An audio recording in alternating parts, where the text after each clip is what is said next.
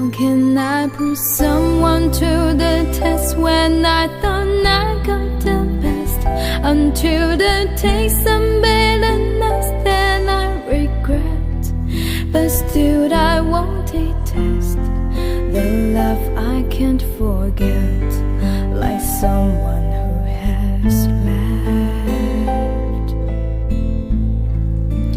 How can I leave someone for the rest when I'm long facing the best? Until the taste I'm trying to erase and I regret, but still I won't detest who I can never forget, like someone